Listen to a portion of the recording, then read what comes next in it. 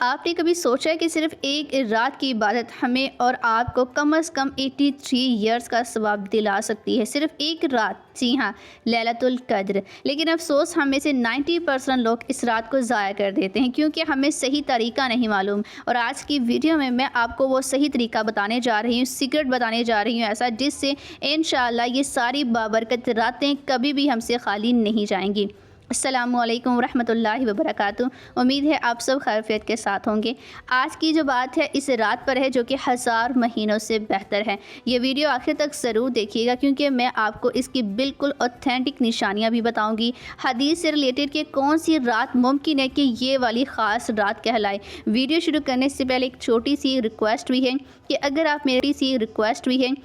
آپ میرے چینل پر نئے ہیں تو سب سے پہلے میرے چینل کو سبسکرائب کر کے بیل آئیکن پر لازمی کلک کریں تاکہ ایسی ہی اسلامک انفارمیٹو ویڈیوز آپ تک پہنچتی رہے۔ قرآن پاک میں اللہ سبحانہ تعالیٰ سورہ قدر میں ارشاد فرماتا ہے، بے شک ہم نے اسے یعنی قرآن کو شب قدر میں نازل کیا اور یہ رات مہینوں سے بہتر ہے۔ اب ذرا امیجن کیجئے کہ 1000 مہینے کتنے ہوں گے، اور اس کا مطلب یہ ہے کہ 83 ایئرس اور 4 منتھ، یعنی صرف ایک رات کی محنت اور پوری زندگی ہمیں یہ عبادت کا ثواب مل سکتا ہے۔ ہم سب ساری زندگی شارٹ کٹ ڈھونڈتے ہیں، کبھی کامیابی کا تو کبھی پیسے کمانے کا، لیکن اللہ تعالیٰ نے تو ہمیں ہماری بخشش کے لیے سب سے شارٹ کٹ طریقہ بتا دیا۔ اگر کوئی شخص تصور بھی کرنا چاہے تو وہ 83 ایئرس تک لگاتار اگر سجدے کرتا ہے تو جو ثواب اسے ملتا ہے وہ ہم صرف ایک رات میں پا سکتے ہیں اگر ہم سچی عبادت کریں تو۔ کیا ہم اتنی بڑی آفر کو مس کر سکتے ہیں؟ اس لیے ہم سب نے یہ ساری جو راتیں ہیں عبادت کے ساتھ گزارنی ہیں، لیکن انشاءاللہ آپ نے مکمل نیت کرنی ہے کہ اس رات یعنی کہ تاک راتیں جو آئیں گی اس میں ہم نماز پڑھیں گے اور ساری عبادات بھی لازمی کریں گے۔ کامنٹ سیکشن میں انشاءاللہ بھی ضرور لکھیں۔ اب نمبر 1 پر ہم یہ سمجھ لیتے ہیں کہ ہم نے بچپن سے یہ لیلۃ القدر کا نام سنا ہے، لیکن ایکچوئل میں یعنی کہ حقیقت میں اس کا میننگ کیا ہے، تو ان دو لفظوں کو الگ الگ سمجھ لیتے ہیں کہ نمبر 1 پر لیلۃ جس کا مطلب یہ ہوتا ہے رات، اور دوسرا ہے القدر، یعنی عربی زبان میں اس کے 3 بہت ہی اوتھینٹک ایک مضبوط معنی آتے ہیں، جس میں نمبر 1 پر ہے ویلی آف پاور، یعنی یہ کوئی عام رات نہیں ہے، یہ ایک VIP رات ہے۔ اس رات کی اتنی بڑی ویلیو ہے کہ اللہ سبحانہ تعالیٰ نے اس کے نام پر پوری ایک صورت نازل کر دی۔ نمبر 2 پر ہے ڈیسٹنی، یعنی کہ علماء بتاتے ہیں کہ اس رات ہمارے اگلے پورے سال کے فیصلے ہوتے ہیں۔ اگلے سال ہماری زندگی میں کیا ہوگا، کتنا ہوگا، کتنی خوشیاں ہیں، رزق ہیں، اور کون دنیا میں آئے گا اور کون جائے گا، سب فیصلے اسی رات میں فرشتوں کے حوالے جو ہے وہ کر دیے جاتے ہیں۔ اور لاسٹ پر جو ہے وہ ہے کنجکشن، یعنی کہ ایک تنگی۔ اب آپ سوچیں گے کہ اس رات میں تنگی کس چیز کو کہا گیا ہے؟ اس کا مطلب یہ ہے کہ اس رات آسمان سے اتنے زیادہ فرشتے جو ہیں وہ نازل ہوتے ہیں کہ زمین پر جگہ تنگ پڑ جاتی ہے، یعنی زمین فرشتوں سے بھر دی جاتی ہے۔ اب ہم آتے ہیں سورہ قدر کی طرف۔ اللہ تعالیٰ نے اس چھوٹی سی سورت میں 4 بہت بڑی باتیں بتائی ہیں، جیسے کہ قرآن پاک کا نزول، ہم نے قرآن کو لیلۃ القدر میں نازل کیا، اور پھر اس کو 1000 مہینوں سے بہتر، یعنی کہ پچھلی امتوں کے جو لوگ تھے ان کی عمریں سینکڑوں سال ہوتی تھی، تو صحابہ کرام کو فکر ہوئی کہ ہماری عمریں تو بہت کم ہیں، ہم ان کا مقابلہ کیسے کریں گے؟ تو اللہ تعالیٰ نے اپنی رحمت سے یہ ایک رات گفٹ کر دی، کم از کم 83 ایئرس کے جو برابر ہیں۔ اور پھر حضرت جبرائیل امین علیہ السلام کا جو نزول ہے کہ اس رات فرشتے اور روح الامین یعنی حضرت جبرائیل امین علیہ السلام جو ہے وہ اپنے رب کے حکم سے زمین پر نازل ہوتے ہیں، اور جہاں اللہ کا ذکر ہو، عبادت ہو، وہاں حاضر ہو جاتے ہیں۔ یہ رات جو ہے فجر طلوع ہونے تک سراسر سلامتی اور رحمت والی ہو جاتی ہے۔ اب بہت سے لوگ یہ پوچھتے ہیں کہ ہمیں کیسے پتہ چلے گا کہ آج ہی لیلۃ القدر ہے؟ تو حدیث میں اس کی بہت سی کلیئر نشانیاں بتائی گئی ہیں کہ وہ رات بہت پرسکون ہوتی ہے، آسمان بالکل صاف ہوتا ہے، نہ زیادہ گرمی ہوتی اور نہ ہی زیادہ سردی ہوتی ہے، اور سب سے بڑی اوتھینٹک نشانی جو ہے وہ یہ ہے کہ اگلے دن کا سورج جب نکلتا ہے تو اس کی شعاعیں تیز نہیں ہوتی، وہ آنکھوں کو نہیں چبھتا بلکہ بالکل ٹھنڈا اور صاف سا دکھتا ہے، ایک پلیٹ کی طرح۔ اور اب بات یہ کرتے ہیں کہ اس رات کو پانا کیسے ہے، تو آپ نے رمضان مبارک کے آخری عشرے کی جو تاک راتیں ہیں یعنی کہ اورس نائٹ جو ہیں، اس میں آپ نے ان کو تلاش کرنا ہے، یعنی کہ 21، 23، 25، 27 اور 29 کی رات میں۔ حضرت عائشہ صدیقہ رضی اللہ عنہا نے نبی پاک نور مجسم صلی اللہ علیہ وآلہ وسلم سے پوچھا کہ اگر مجھے معلوم ہو جائے کہ لیلۃ القدر کون سی رات میں ہے تو میں کیا پڑھوں؟ تو نبی پاک صلی اللہ علیہ وآلہ وسلم نے یہ دعا پڑھی،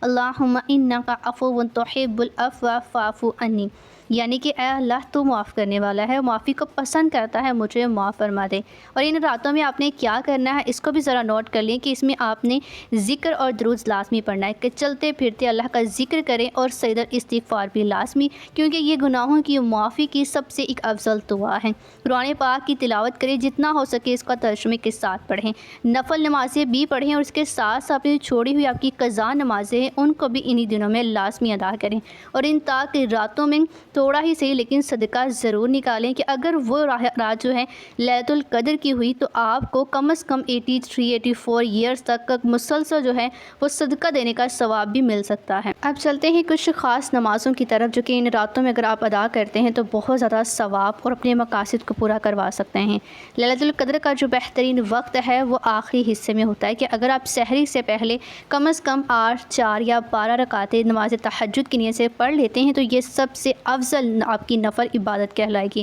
اور اگر آپ کی کوئی خاص دعا ہے، چاہے وہ آپ کی زندگی میں کسی بھی چیز کو لے کر ہے، گھر والوں کو لے کر، آپ کی کسی بھی جاب کو لے کر، رشتے کو لے کر، تو آپ یہ عمل بھی کر سکتے ہیں کہ آپ 2 رکعت نفل نماز جو ہے وہ صلاۃ الحاجات کی نیت سے پڑھیں اور آپ مکمل یقین کے ساتھ اپنی جو مراد ہے اللہ سبحانہ تعالیٰ کے سامنے رکھیں، اور انشاءاللہ اس چھوٹی سی نفلی بات کے صدقے میں اللہ پاک آپ کی جو بھی جائز حاجت ہوگی اس کو مقبول فرمائے گا۔ اور اگر آپ کو یہ لگتا ہے کہ ماضی میں کچھ آپ کی خطائیاں ہیں، کچھ ایسی پریشانیاں ہیں، کچھ ایسی غلطیاں ہیں جو آپ سے ہو چکی ہیں، اس کو معاف کروانا چاہتے ہیں تو آپ 2 رکعت نفل نماز صلاۃ التوبہ کی نیت سے بھی پڑھ سکتے ہیں۔ سجدے میں رو کر اللہ سبحانہ تعالیٰ سے معافی مانگے، کیونکہ اس رات معاف کرنے والے کی دعا مانگنے کا حکم دیا گیا ہے۔ صلاۃ التوبہ جو ہے یہ توبہ اور گناہوں کی معافی کے لیے بہترین نماز کہلاتی ہے، کیونکہ نبی پاک نور مجسم صلی اللہ علیہ وآلہ وسلم نے اسے زندگی میں ایک بار، سال میں ایک بار یا کم از کم ہر جمعہ کو پڑھنے کی تلقین فرمائی ہے۔ اس میں 300 مرتبہ تیسرا کلمہ پڑھا جاتا ہے اور اس سے رات اگر آپ اس کو پڑھ لیتے ہیں تو یہ بہت ہی بابرکت ثابت ہو سکتا ہے۔ آخر میں آپ کے ساتھ اسم اعظم کا خاص وظیفہ کہا جاتا ہے کہ اگر اللہ کو ان ناموں سے پکارا جائے تو دعا رد نہیں ہوتی۔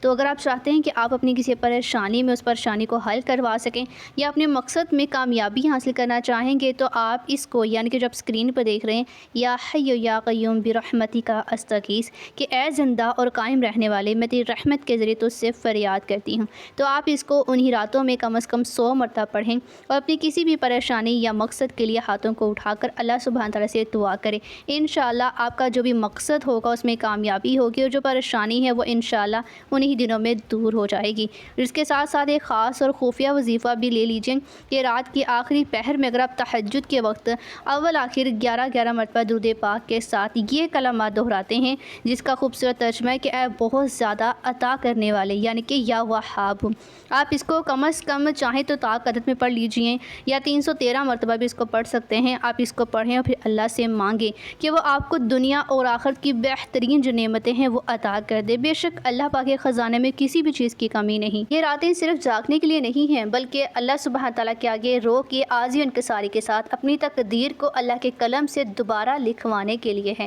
کہ جب رات کے کسی بھی پہر میں نیند یا تھکن غالب آنے لگے نا تو بس اتنا ضرور سوچیے گا کہ شاید یہ میری زندگی کی وہ آخری رات ہو جس میں میری بخشش لکھی ہو جا سکتی ہے۔ اس لیے آپ نے مکمل عبادات کے ساتھ، خلوص کے ساتھ اللہ سبحانہ تعالیٰ اور اس کے حبیب کو راضی کرنے کی کوشش کرنی ہے۔ مجھے بھی دعاؤں میں لازمی یاد رکھیے گا، اور ویڈیو اچھی لگی تو لائک شیئر لازمی کیجیے گا۔ جزاک اللہ خیرہ۔